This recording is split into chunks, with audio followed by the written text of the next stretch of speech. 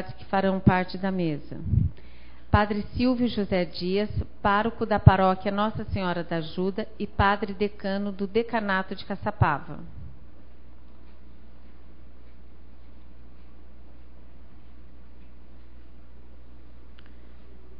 Capitão Rafael de Freitas, representando neste ato o comandante da 12ª Brigada de Infantaria Leve Aeromóvel, General Abraão. Padre Leandro Alves de Souza, assessor para a campanha da fraternidade na Diocese de Taubaté.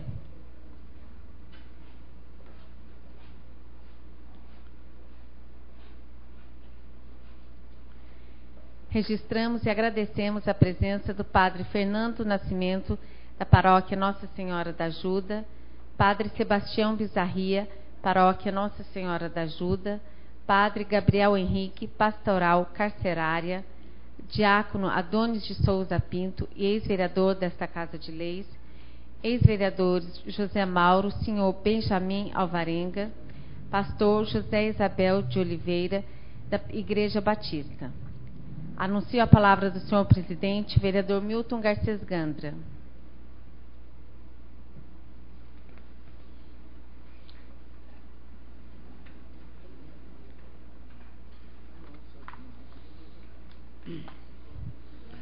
Boa noite, senhoras e senhores.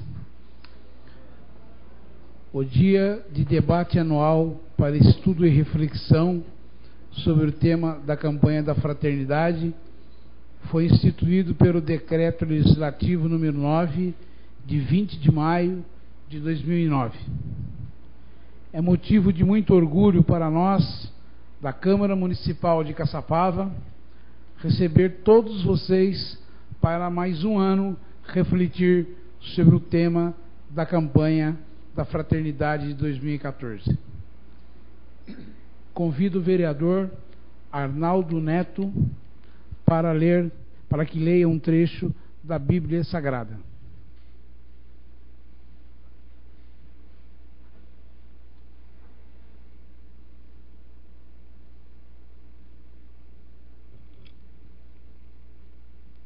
Por determinação do senhor presidente, farei a leitura de um trecho da Bíblia Sagrada. Epístola aos Gálatas. É para que sejamos homens livres que Cristo nos libertou. Ficai, portanto, firmes, e não vos submetais outra vez ao jugo da escravidão. Vós, irmãos, fostes chamados à liberdade.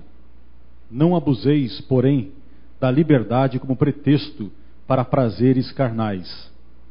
Pelo contrário, fazei-vos servos um dos outros pela caridade, porque toda a lei se encerra num só preceito: amarás o teu próximo como a ti mesmo. Mas, se vos mordeis e vos devorais, vede que não acabeis por vos destruir uns aos outros. Palavra do Senhor. Convido todos os presentes para, em pé, cantarmos o hino nacional e o hino a Caçapava.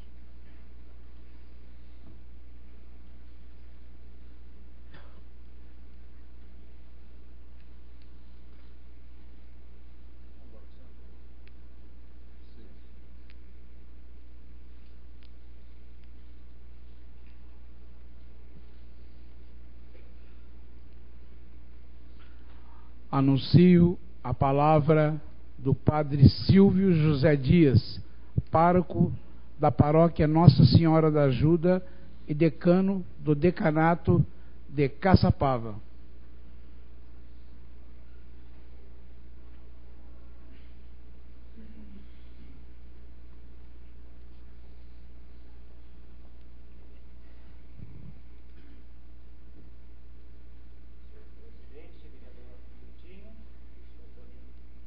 Os componentes, vereador Miltinho, presidente desta Câmara, os componentes da mesa, caros vereadores, vereadora, senhoras e senhores, boa noite a todos.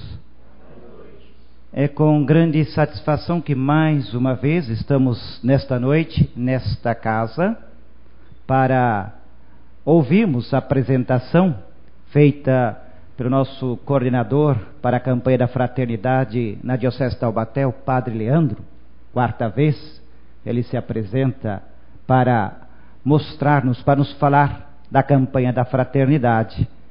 A campanha da fraternidade é uma proposta da Igreja para conscientizar, em primeiro lugar, claro, os seus fiéis, os membros da Igreja, a respeito de um problema que afeta toda a sociedade como um todo. E claro, a Igreja como instituição, membro desta sociedade civil, não pode se omitir diante de uma chaga, de uma dificuldade, de um problema que afeta toda a sociedade.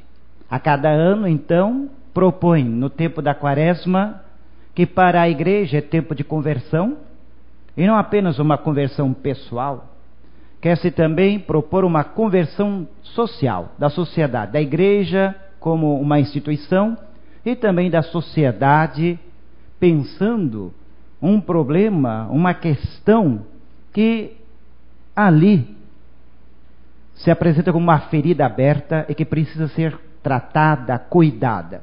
E a Igreja se apresenta neste momento para oferecer ajuda à sociedade, quer seja na conscientização da problemática, como também oferecer alguma ajuda possível como instituição, com suas pastorais, com seus segmentos da área social ou outras áreas, para socorrer, para ajudar, cooperar com a sociedade em parcerias, quanto possível, para solucionar este problema.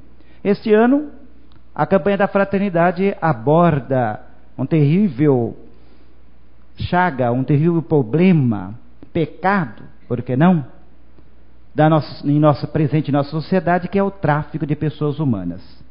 Mais detalhes desta campanha e deste assunto, o Padre Leandro então irá tratar.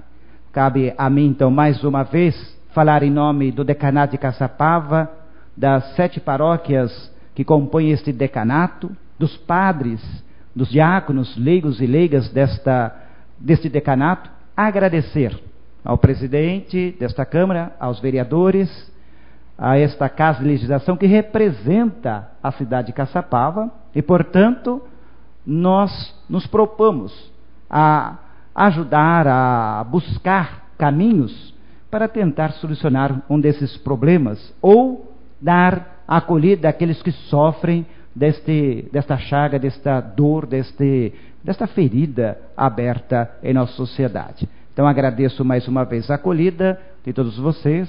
Mais uma vez esta casa se abre para receber esta igreja, esta instituição que está aí aberta para colaborar como cidadãos que somos, para colaborar como parceira nessa busca de uma vida melhor, de uma dignidade maior para a pessoa humana. Muito obrigado, boa noite.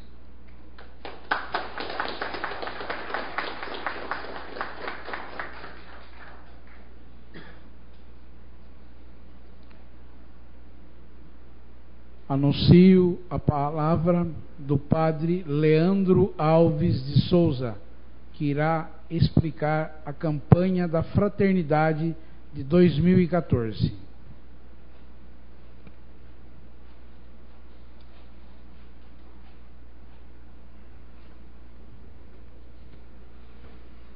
Boa noite a todos.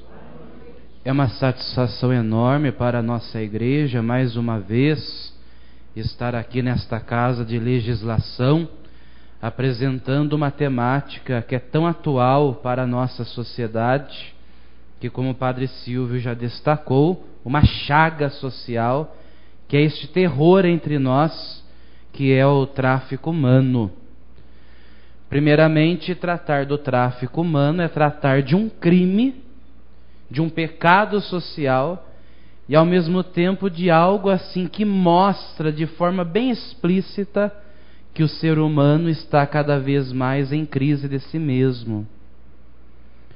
Pois um ser humano instrumentalizar o outro, manipulando, transformando um mero objeto de lucro como se fosse uma mercadoria qualquer, é algo assim que verdadeiramente nos assusta. E a igreja então vem este ano trabalhar esta temática com esta esperança, com este desejo de fazer com que a nossa sociedade, de modo geral, acorde para que nós possamos sanar pela raiz este crime, este pecado para nós, enquanto cristãos, pessoas crentes, que acreditamos em Jesus Cristo, que acreditamos na sua palavra. Conforme foi proclamado agora há pouco, o lema da campanha é para a liberdade que Cristo nos libertou. Então, de forma bem breve, bem objetiva, vou tratar dos objetivos da campanha da fraternidade, destacando ao mesmo tempo algumas propostas de reflexão que a igreja objetiva este ano de 2014. Primeiramente, o cartaz da campanha, que é extremamente provocador. Nós enxergamos aqui 4 mãos que simbolizam as 4 modalidades do tráfico humano. Temos esta mão infantil, que ilustra o tráfico humano com a finalidade da adoção ilegal, que engloba crianças e adolescentes. Temos esta mão feminina, que mostra o tráfico humano para exploração sexual, porque 80% destas pessoas são mulheres. Esta mão com o rim no palmo, que ilustra o tráfico humano para a remoção de órgãos, portanto, para o tráfico de órgãos. E no Brasil, os órgãos mais traficados são os rins e a retina. E, enfim, esta mão fechada, que simboliza o tráfico humano para a finalidade do trabalho escravo. Na região superior do cartaz temos esta mão que segura as correntes, que simboliza o traficante, aquele que escraviza, aquele que manipula, aquele que instrumentaliza, aquele que transforma, oprime o ser humano como se ele se fosse um mero objeto de lucro.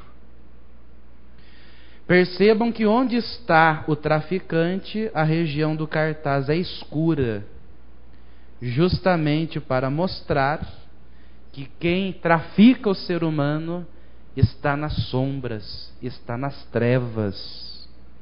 Ainda não compreendeu o projeto de vida, o projeto de amor que Deus oferece a nós, seus filhos.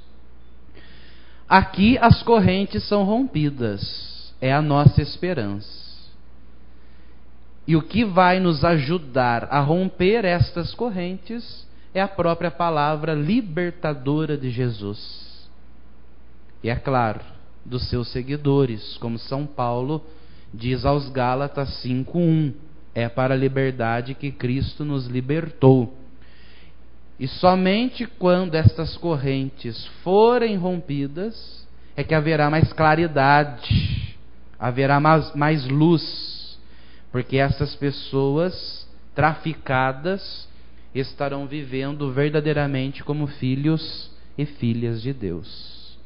Então, só pelo cartaz encontramos esses elementos que nos ajudam a pensar melhor o que significa o ser humano para nós. Nenhum ser humano é alvo, ou melhor, nenhum ser humano deve ser alvo de escravidão, de manipulação, e sim de atenção, de liberdade. Porque a liberdade e a dignidade humanas fazem parte não só de uma Constituição que nos ajuda a nos organizar melhor como comunidade humana, mas fazem parte de dons inerentes ao ser humano.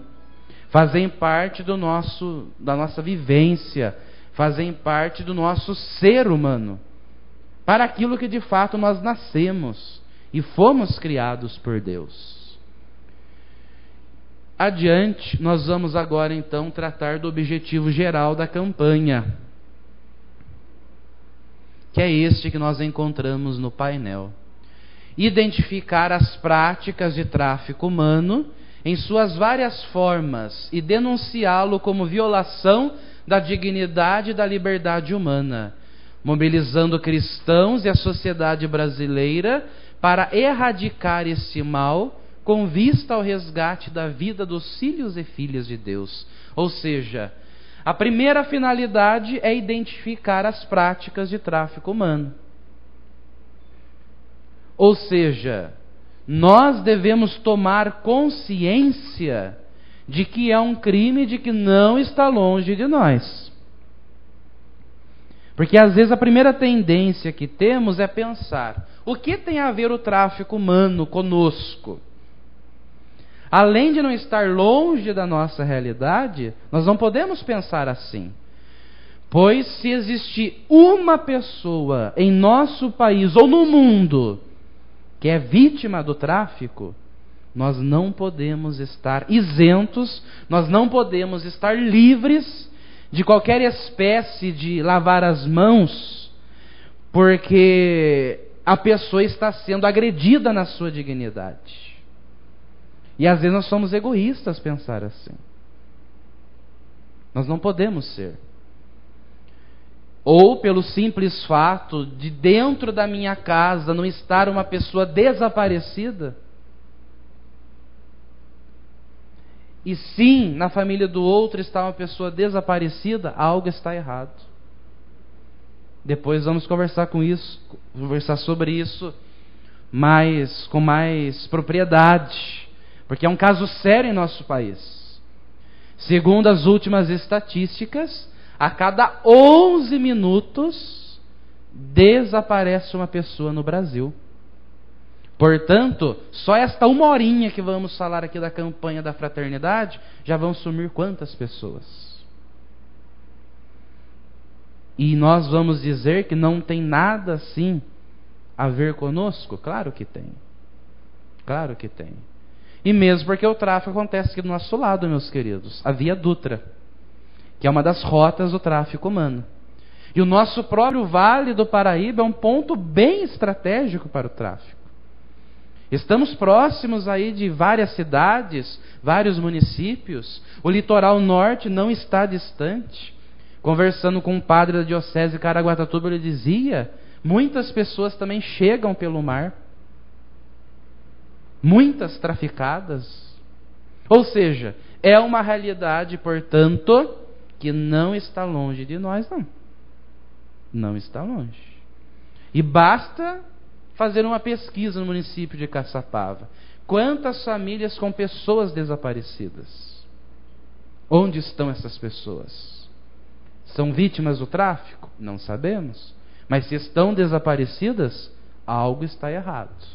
E algo precisa ser aí explícito, né, para nós chegarmos aí numa conclusão. O que está acontecendo na nossa sociedade? Adiante. Para atingirmos este objetivo geral, a Igreja nos propõe 6 objetivos específicos, que são pequenas vias que nos ajudam de forma metodológica e pedagógica de atingir o objetivo geral. Este é o primeiro. identificar as causas e modalidades do tráfico humano e os rostos que sofrem com essa exploração.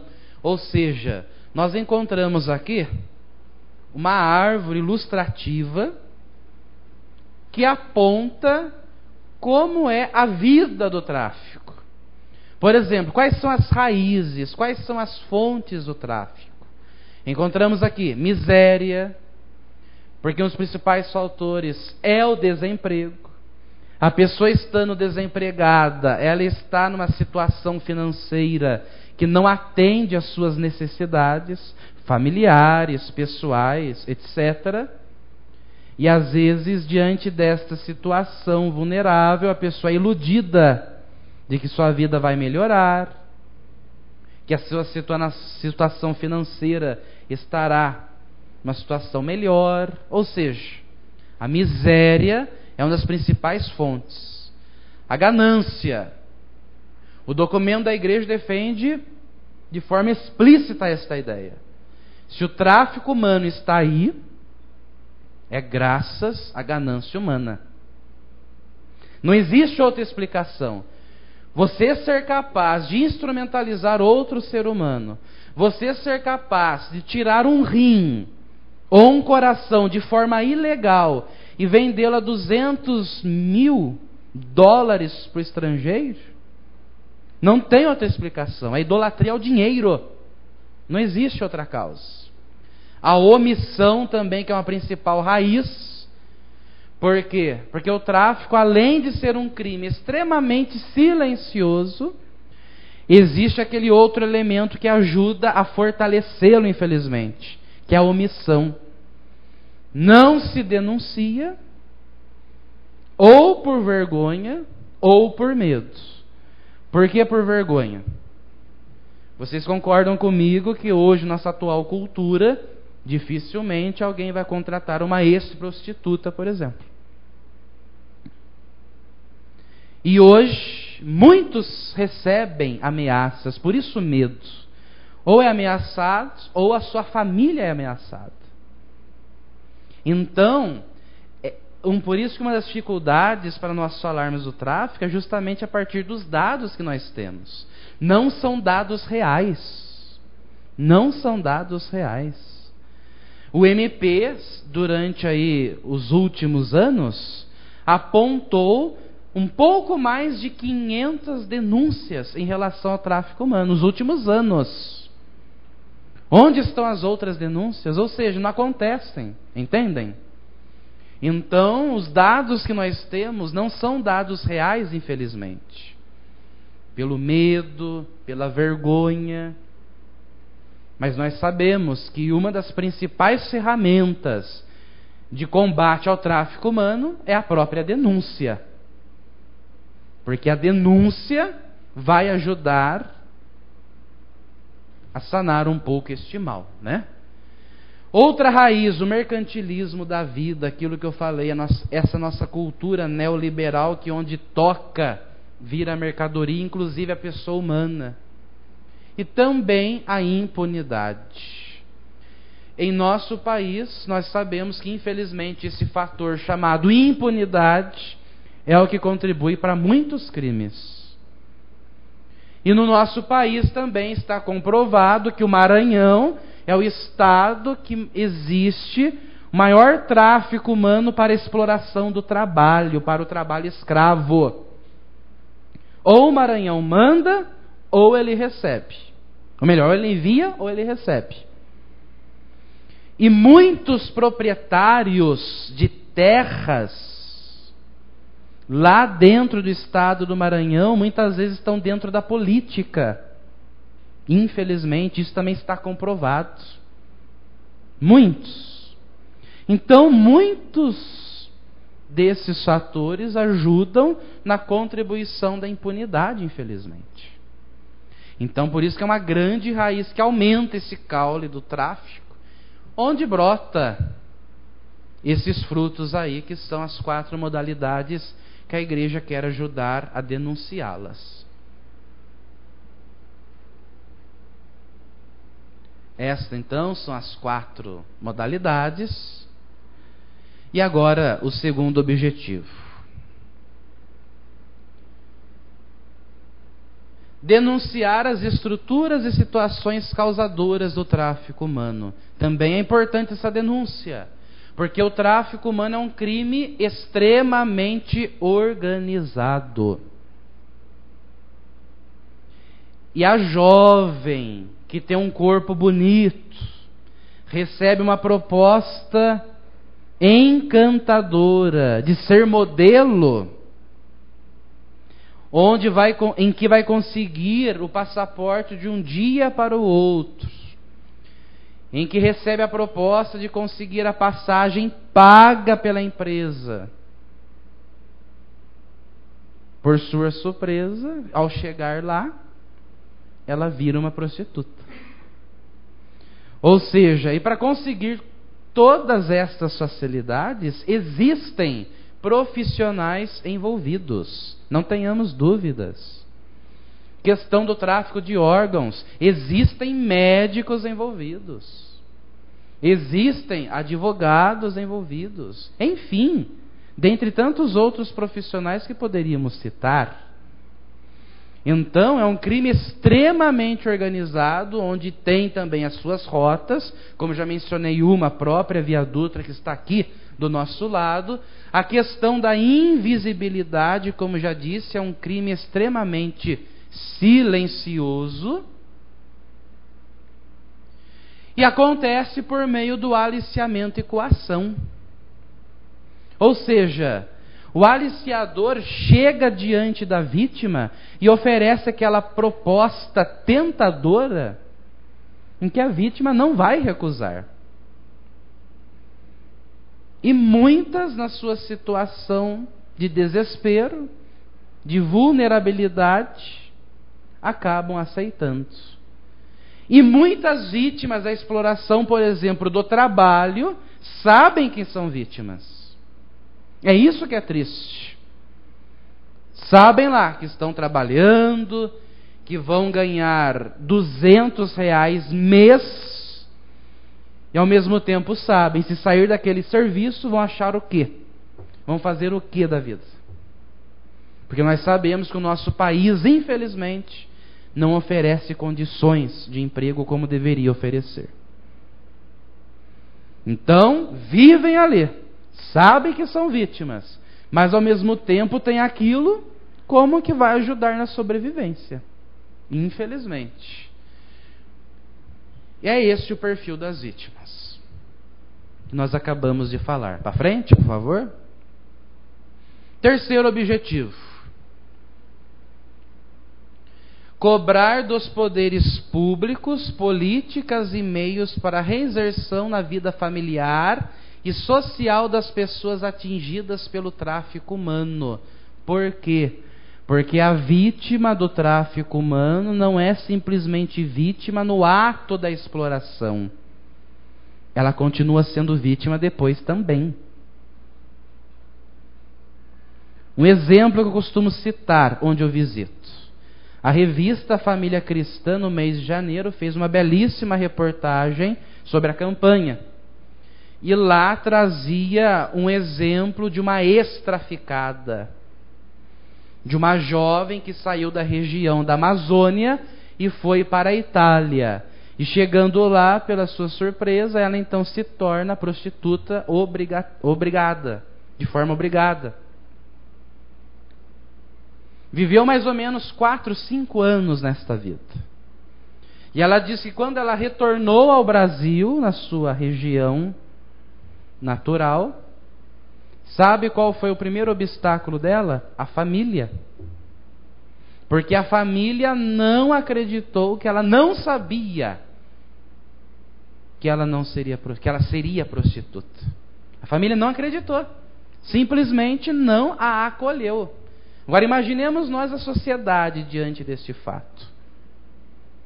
Será que hoje nós e os nossos poderes públicos oferecem condições desta reinserção, tanto na vida familiar como na vida social?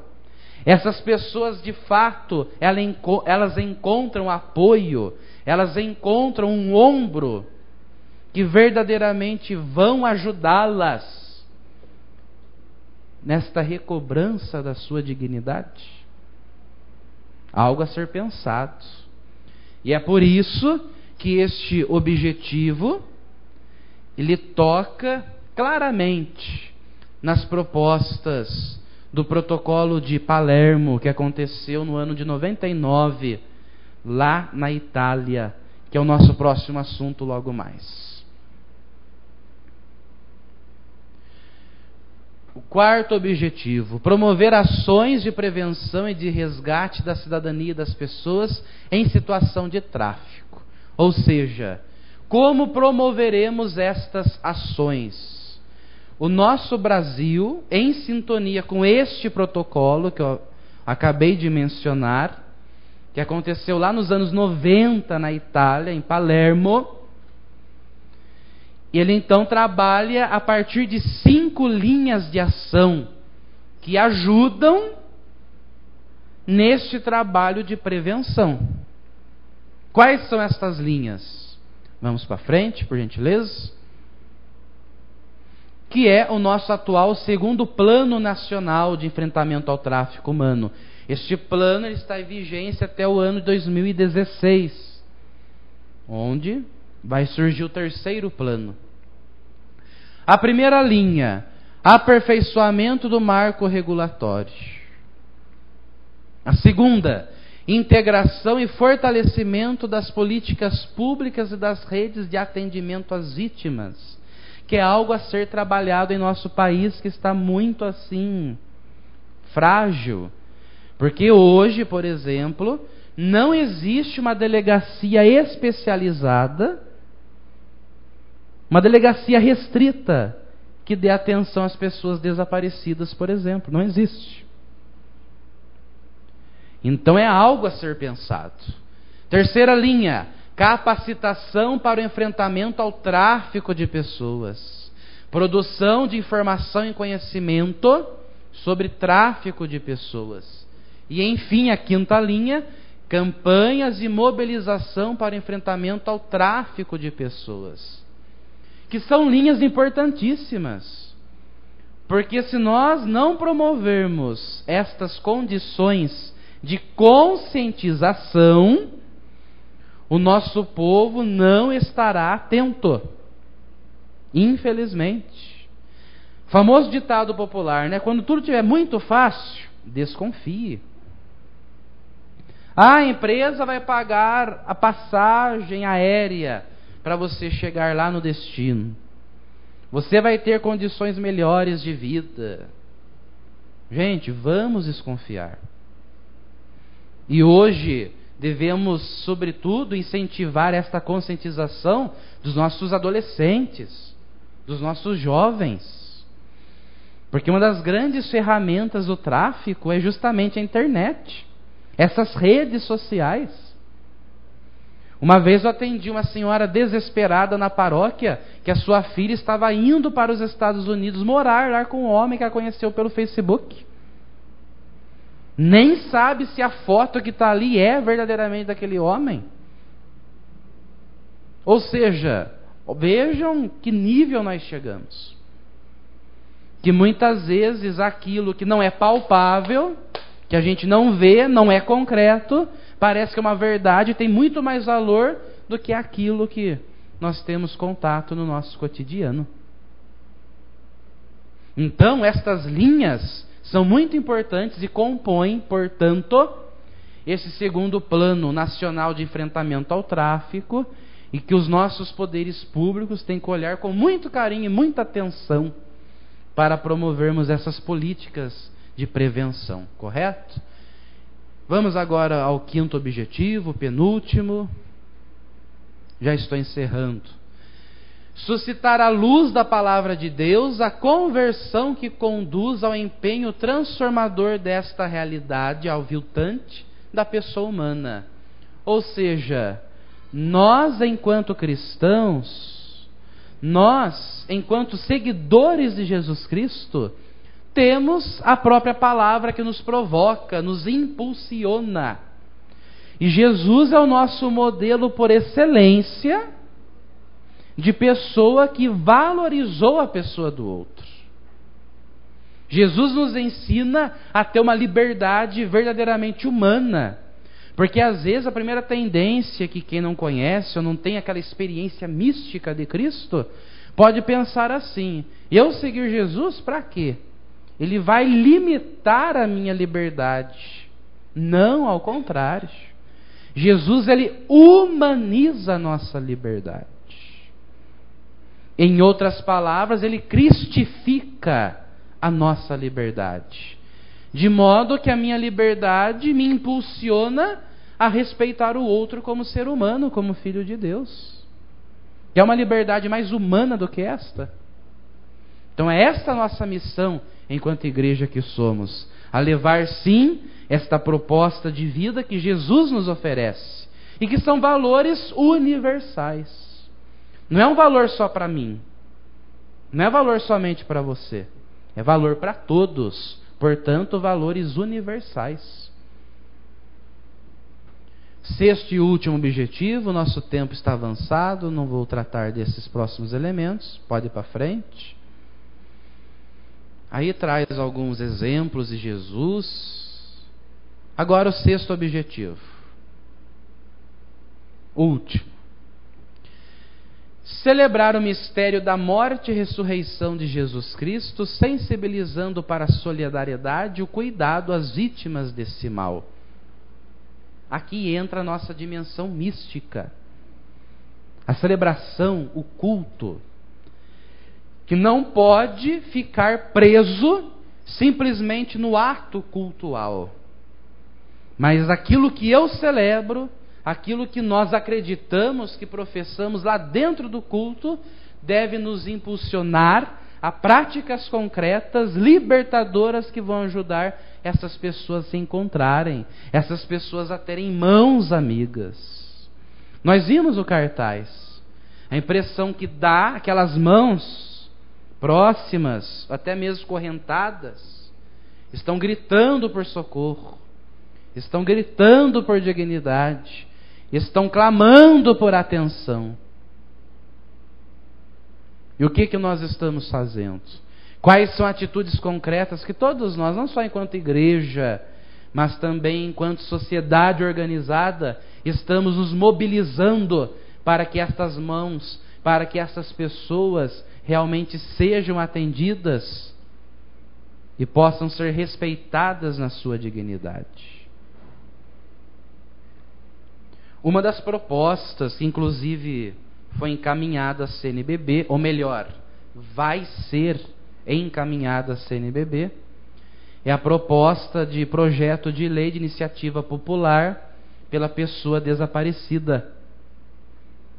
O conteúdo deste projeto de lei contempla, por exemplo, aquilo que eu já citei: delegacias especializadas pelas pessoas desaparecidas. Não existe em nosso país uma articulação, por exemplo, de uma delegacia de São Paulo lá com Minas Gerais. Porque muitas vezes a pessoa desaparecida não está próximo da gente. A maioria dos casos estão fora, estão longe. Então este projeto de lei, quem está articulando? Uma mãe desesperada, a senhora Sandra Moreno. Não sei se já ouviram falar. Que é uma mãe que há 5 anos atrás, a sua filha levantou 5:30 da manhã para o trabalho, até hoje não voltou. Não sabe se a filha está viva, se a filha está dormindo, está passando frio. Eu conversei com ela ao telefone, com esta mãe. E ela só pediu uma coisa assim para mim: padre, eu só peço uma coisa a você. Só isso que eu quero da igreja. Que nos ajudem a arrecadar 1.500.000 assinaturas, que é o que a nossa Constituição prega, que vai ajudar o fortalecimento desse projeto de lei. E se nós, enquanto católicos ou enquanto cristãos, porque nós sabemos que a campanha, como o padre já ressaltou, não é só para nós católicos. Não são só católicos que estão sendo traficados. Não são só cristãos que estão sendo traficados. Não são só nós, enquanto igreja, que estamos desaparecendo por aí. mas todas as pessoas. E se nós não conseguirmos nos mobilizar e arrecadar 1.500.000 assinaturas diante de um país que tem um número grande de católicos cristãos, não sei o que nós estamos fazendo por aí, não é verdade? Então ela só pedisse para mim, padre, é o que eu peço a você, que você ajude a articular esse projeto de lei, divulgue, inclusive amanhã na reunião do clero nós conversaremos isto com os padres, para ajudar então a arrecadar essas assinaturas. E no telefone escutei essa voz de uma mãe que está sofrendo, de uma mãe que não dorme em paz, de uma mãe que chora todos os dias. Nós não podemos ficar isentos desta responsabilidade, de forma alguma. E se a mãe está sofrendo, se ela está sendo agredida, é apenas uma diante de tantas pessoas, né? Em Taubaté nós temos uma grande senhora também, a senhora Fausta, que há 2 anos perdeu o seu irmão. Perdeu no sentido dele desaparecer também. Não sabe onde ele está. Eu conheci esta Sandra pelo telefone por meio dessa senhora. E já foi encaminhado, ou melhor, vai ser encaminhado à CNBB, esse projeto, para que a gente possa então articular esse trabalho em comunhão com a igreja. É algo concreto que poderemos aí estar fazendo, que pode ser realizado por todos nós, e não podemos ficar em silêncio diante dessa realidade, né? O Papa Francisco, para concluir, em seu sermão lá em Lampedusa, na Itália, no dia 8 de julho do ano passado, não sei se vocês se recordam, aquele navio que afundou, matou centenas de pessoas, eram pessoas traficadas. E ele deixa claro que está crescendo cada vez mais essa cultura da globalização da indiferença. Ou seja, o seu irmão desaparece, não é o meu irmão, problema dele. Nós vivemos como se o outro não fizesse parte da minha comunidade humana. Vamos além de fronteiras de igreja aqui agora. Comunidade humana. Nós ficamos insensíveis. E o Papa Francisco, portanto, ele clama, pedindo para que a gente possa superar esta globalização da indiferença nesse sentido.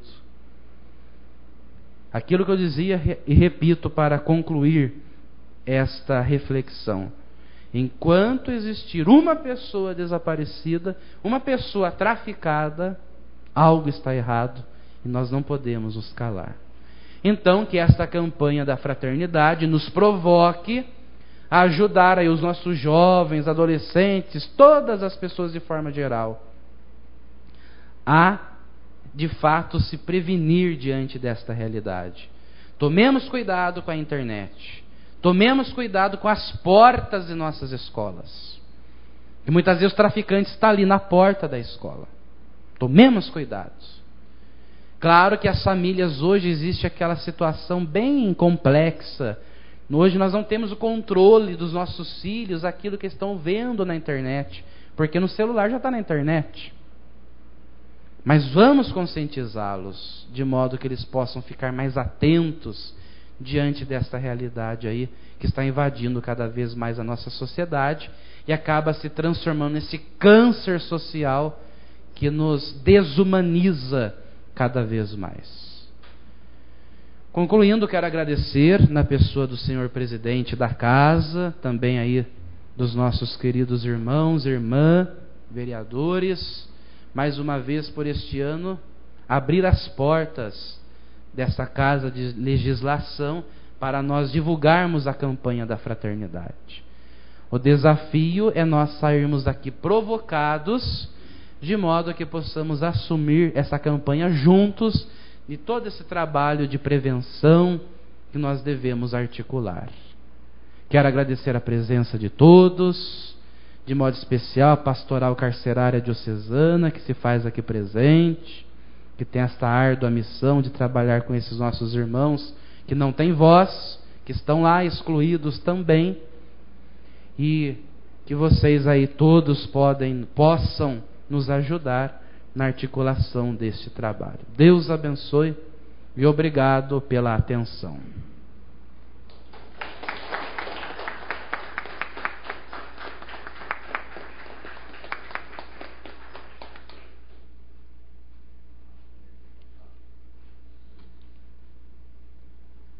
Em nome da Câmara Municipal de Caçapava, agradeço a presença das autoridades e de todos os convidados. Sob a proteção de Deus, esta presidência declara encerrada esta sessão. Uma boa noite.